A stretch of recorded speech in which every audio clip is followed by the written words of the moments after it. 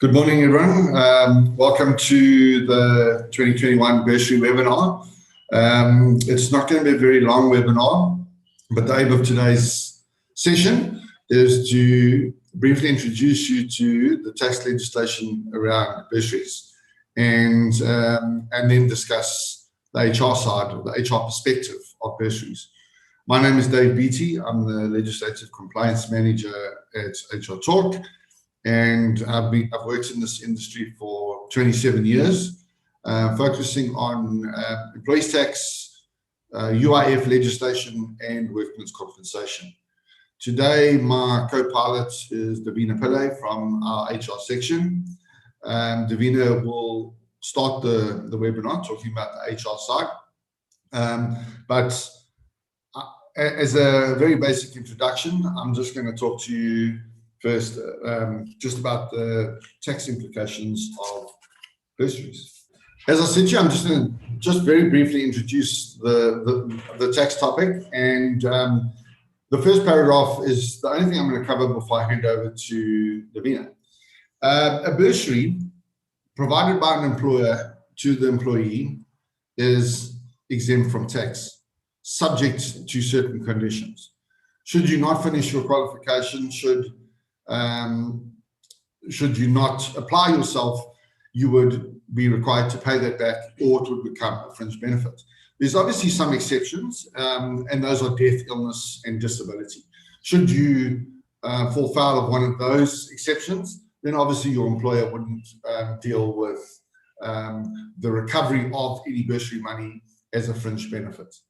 I am going to, after Davina has contributed her HR perspective, I am going to talk about bursaries that are given to relatives of employees. That is the more topical side of this legislation and the one where there's been the most legislation. So we'll get to that shortly. Without any further ado, here's Davina. Good morning, everybody. My name is Davina Pillay. As Dave introduced me, I'm an HR consultant for HR Talk, and I will be sharing my HR perspective regarding bursaries with you this morning. I will be covering the selection of employees for bursaries, the implementation, administration, as well as the investment bursaries could offer your company. So how should companies select employees for bursaries? Employers should have a staff development or bursary policy in place before implementing a company-sponsored bursary. Bursaries, provided that such studies are in line with the employee's position and job description and are beneficial to the company, both short-term and long-term. The implementation of a company-sponsored bursary. Employees are advised to submit a written application to the director or the CEO, enclosing relevant details and documentation about the studies that the employee wishes to pursue.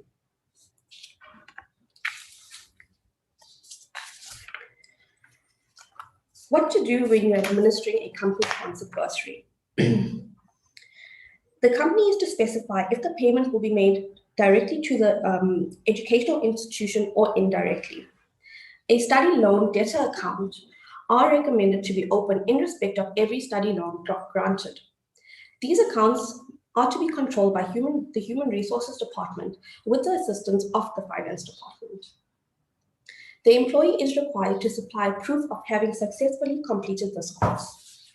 Should the employee decide to leave the company before the loan is fully repaid, the outstanding balance will be deducted from his or her final salary. Any bursaries granted to an employee must be secured through an acknowledgement of debt form. Applications must be submitted formally. HR Talk are able to assist by providing an application to study bursary form. Future investment. Companies should see this initiative as a way of increasing their BEE score, promoting skills development, which can be added to the annual WSP ATR submission. And it's an investment in not only their employees, but their own future. If a company helps employees by providing them and their families with an education, they are cultivating loyal employees. The company will also be recognized for creating a legacy where the employees and their children are now part of a proper education and can work for and help improve the company. Thanks, Davina. I think the important thing to note in that Davina's content, there must be policy, there must be agreements in writing. Far too often we see challenges at employers where certain people are given bursaries because they might be favorites or flavor of the month, and other people don't. And you can find yourself in the CCMA quite quickly if you don't have a policy and it's applied fairly and evenly.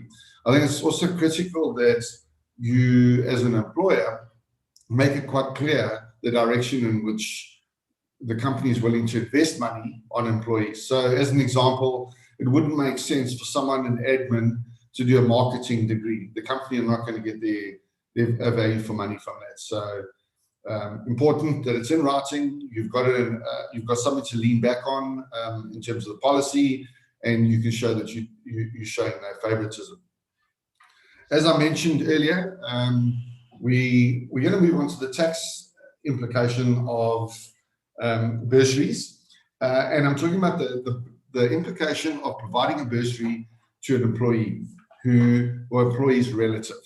Now, the whole point of this legislation is to ensure that our population become educated. SARS have numerous initiatives that they've implemented over the years that allow an employer to get a benefit in return for educating or developing staff. Now, this application for the relative of an employee is just a further step in that process. And the legislation, it was amended in roughly 2016, and that legislation said employees who had remuneration less than 600,000 would qualify for such benefits. So why 600,000? SARS believe that people who earn under 600,000 would be more challenged in terms of raising finances to educate their children. So if the employee's remuneration is less than 600,000, they would qualify. So what are the categories of qualification? The bursary is tax-free to the extent that it does not exceed 20,000 for education in grades R to 12 and NQF levels 1 to 4. So what they're saying there, if your child is essentially school going, the qualification is 20,000 Rand. And should the child be out of school and studying for NQF levels 5 to 10, that qualification amount goes up to 60,000. As the years went by, the legislation was tweaked slightly, and the treatment of a relative with a disability was one of those tweaks. So where the benefit is granted to such a relative with disability, the exemption will be 90,000 for higher education and 30,000 for grades R to 12 and NQF levels 1 to 4. So you can see they're acknowledging that the costs of educating someone with a disability and helping them deal with that disability in the study space would be higher. It is the employer's responsibility to confirm the individual's disability status, and the disability must be a disability according to the diagnostic criteria prescribed by the commissioner and diagnosed by a registered medical doctor. Those of you who do have disabilities or impairments that qualify in terms of the SARS legislation will know I think it's the RRTDD form that's the taxpayer has to have completed by a registered tax practitioner, and that allows you on your tax return to put in expenses that qualify in terms of a disabled dependent, and those expenses are fully deductible. So having a disabled relative or dependent is probably the better word, on your fund, having that DD form signed by a medical practitioner, and that form has all the criteria SARS criteria in terms of who qualifies and what conditions qualify, you would qualify for this extended exemption in terms of the bursaries. Okay, so what happens in the event that a bursary is granted to an employee's relative and the employee's proxy remuneration exceeds 600,000? Well, immediately the bursary becomes fully taxable. Now, I mean, it sounds very harsh. You might be earning 550,000, get a performance bonus, pushes you over the 600,000, immediately this bursary becomes fully taxable. So now you've got another problem.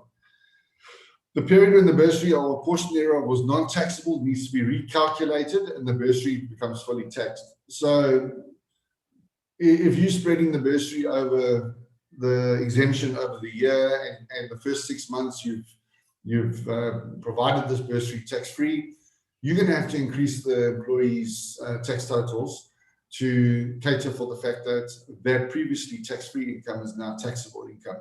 And you're going to have one very unhappy employee with massive amounts of tax deducted in the current tax month.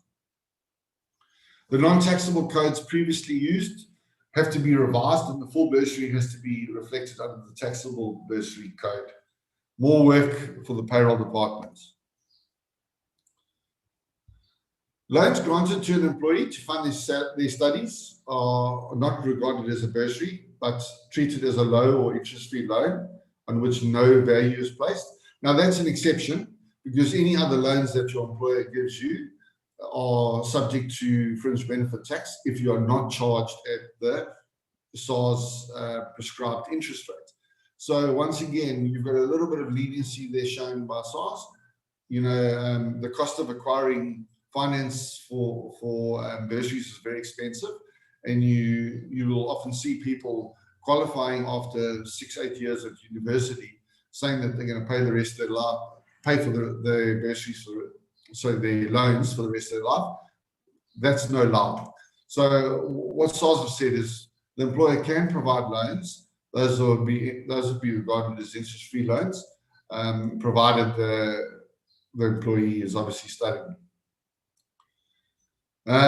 Should the employee not be required to repay such a loan, it will be regarded as a settlement debt and is taxable as a fringe benefit. So, quite clearly, all they're saying is the loan is repayable, but you're not going to have this interest component to it. On-the-job training, which is for the benefit of the employer, does not result in a fringe benefit. So we get lots of queries in this space because people become quite paranoid.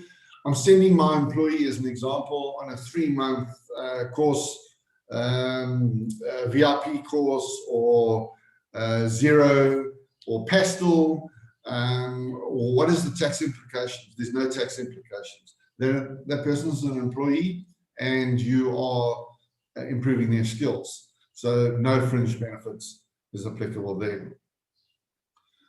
All bursaries granted to employee, which may need to be repaid due to non-fulfillment, will be treated as a bursary until the breach of contract, where it will be treated as a low or interest-free loan. So once again, we go back to the non-fulfillment of conditions. If you mess around and you do not show application in your studies, your employer is required to treat that as a low or interest-free loan should you be kicked out of university or not qualify. So, yeah, huge challenges there for non-compliance. Any award given to an employee from completing their studies would be regarded as fully taxable. I think that's pretty self-explanatory. If you're going to give someone a 50,000 bonus to congratulate them for completing their CA, as an example, that has to be a fringe benefit, has to be taxable income, because that person is an employee and you the employer. So you're effectively paying them remuneration by paying that bonus. Very quickly, I just put the IP5 codes there.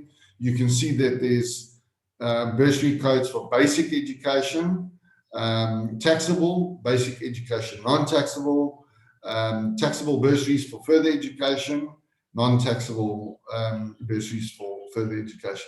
So this is a reportable requirement. We find often in our reviews, companies are not even putting this in the payroll. You're taking chances because that is non-compliant. Then we've also got the 4 IP5 codes that deal with disabilities for the employee's relative who may be disabled. And you can see there we've got codes for taxable and non-taxable bursaries and for basic and for further education. That is just for your own benefit. Okay, so what I mentioned, and I'm just repeating myself slightly here, it's imperative that employers who are implementing bursary schemes for employees and their dependents familiarize themselves with this legislation and then put in place a contract meeting the following specifications. The contract must specify the amount of the bursary, the qualification, the time frame, and the consequences to the employee or the employee's relative for not completing the qualification. Put it in writing, it's as clear as day. There can be no dispute should there be any deviation from that contract. The contract must stipulate what would happen when the qualification is completed in terms of the benefit in case of a salary sacrifice or in the event of the employee's remuneration being terminated. So a lot of companies will say, we'll give you this bursary provided you work for us for X number of years. Now, what happens is the employee or the could be, I suppose, the employee's relative works for you under contract, under the terms of a contract for only one of the 3 years. There must be an implication to that. So it's very, very important that you put that in this contract and that it's signed and understood. It is important that the use of salary sacrifices when structuring a bursary into a remuneration package be clarified. Now, those of you who attended my seminars before will know that I hate the use of the term salary sacrifice. It's a very negative term, and it's a term that are going to get SARS into your office quite quickly. So we are going to talk about the history of salary sacrifice for the bursary process a little bit later in the slide. The timeline in terms of legislative changes must be looked at to ensure that the current schemes are being correctly applied. Now you're going to see here that I'm going to go back to even prior to 2006, and then I'm going to discuss up to date how the legislation has changed. And you as the payroll person or finance person need to have known how this has changed and how that impacted on the treatment of such a bursary. Prior to 2006, the exemption was not available if the bursary was provided to employees through the use of a salary sacrifice. So what is a salary sacrifice? Salary sacrifice is the employee saying, I will forego certain amounts of income in return for you paying my daughter's varsity fees. So why would that be a problem? Well, it would be a problem because SARS would be losing tax, and the employee might go from a 400,000 taxable income to a 250,000 taxable income due to the bursary. SARS are losing tax, but there is another consequence that created huge problems for employers, is that employees didn't realize that if they implemented the salary sacrifice, the employee was required to take a significant reduction in retirement funding, as an example, because they've forgone income. They have forfeited income in return for the company paying this contribution. And when we went and looked at payrolls, the retirement funding was still calculated on the previous pre-sacrificed income. And then SARS would come in and it would be a slam dunk case. They would just say, listen, if you're calculating retirement funds on this higher amount, you should be paying tax on this higher amount, and then they will recover that tax shortfall with a penalty and interest. So hugely problematic prior to 2006. The next bullet point, the employee's remuneration package could not be restructured to include the bursary component. SARS took exception to the fact that the PAYE was calculated on the lower value. From 2006 to 2020, there was a softening of the legislation, and you'll see in the notes, we talk about the lifting of the salary sacrifice restriction. SARS basically accepted that salary sacrifice would be used in this process. Why did SARS soften their stance? Because they wanted skills development. They wanted the employee or the companies to be funding development of skills in the country. It was a far cheaper way of developing skills than government putting money into bursaries and bursary-related schemes. As you've seen, I'm sure you all saw carte blanche, corruption at an unbelievable scale in these various funds, ghost students everywhere. So SARS have a tendency to put the ball in the employer's court because they know that the employer is going to comply with the legislation and effectively do SARS' job. So the employees, in terms of the sacrifice, now carry the cost of the bursary in exchange for a reduction in tax. That's effectively what the salary sacrifice is. The process was quite popular, with third-party companies offering systems and administration structures to manage it. Why did SARS relook at the salary sacrifice issue? As I mentioned, a proliferation of salary sacrifice schemes came about, and we had companies left, right, and centre contacting our clients saying, we can come in and restructure your salaries to deal with this bursary issue at no cost to you. It's going to make you look fantastic. Employees are going to pay less tax. All's great. We will even fight SARS. Now, the challenge that SARS had in this area, it was not so much to do with the salary sacrifice. SARS were under the impression that employees would sacrifice future income.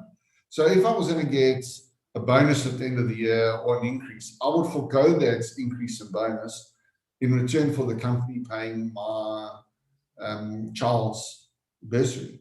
But that didn't happen. Companies went backwards and sacrificed existing income, reducing the money that went to the fiscus.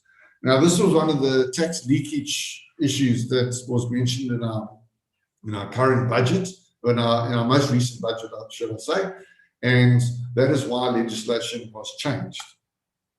So as of the 1st of March, the changes were introduced, and the first point of notice, the exemption would only apply to bursaries open to members of the public, okay, and not just to relatives of employees. So quite a tricky one.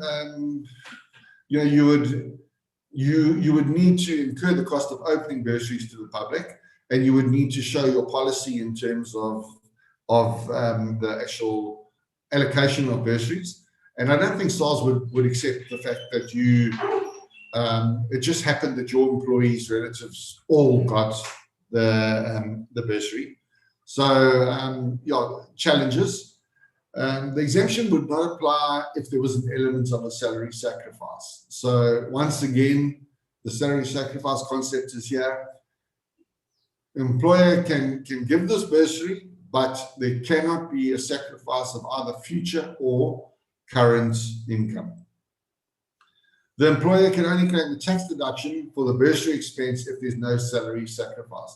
So once again, SARS have done a bit of a U-turn here. Is it worth your employer providing this bursary if they can't get a tax deduction? Let's be real in terms of what employers want. Yes, they may want to assist in the development of people in South Africa, but they certainly will want to pay less tax by doing so. So they want the tax deduction. So what now? I haven't heard any of these companies that are providing this service come up with any new solutions. And I don't think there are new solutions. And the reason why we didn't go down this road as a service, and another reason why we told our clients that we didn't like the process was, if you get into a dispute with SARS, the costs of that process are almost unquantifiable.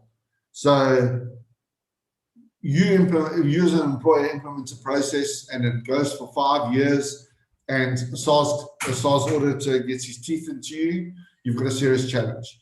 Are these companies that are providing the service, are they really going to throw tax lawyers, who earn 125,000 Rand a day at tax court cases to defend you? I don't think so. So we actively discouraged companies from going down this road. Very important to note that you need to report the bursaries against IP5 codes. In terms of recent changes in legislation, SARS have taken a hard line on non-disclosure. So even if it's a mistake, this non-disclosure would be regarded as a criminal offence, and you potentially face a fine or jail time. And there's likely to be a significant reduction in the use of bursaries, just in the education of employees' relatives. Is this good for the country in the long run? Now, I mentioned tax leakage before.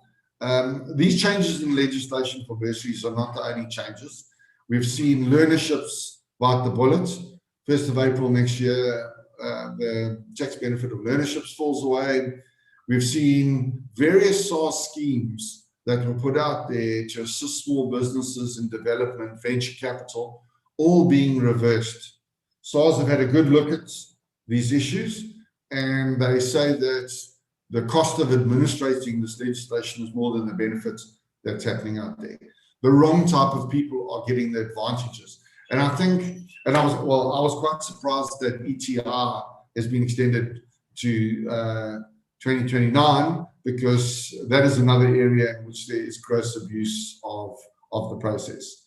So, if SARS are going to be doing away with anything that creates unnecessary tax leakage, that would probably be a place to start. I said to you it would be a short webinar. That's it so far.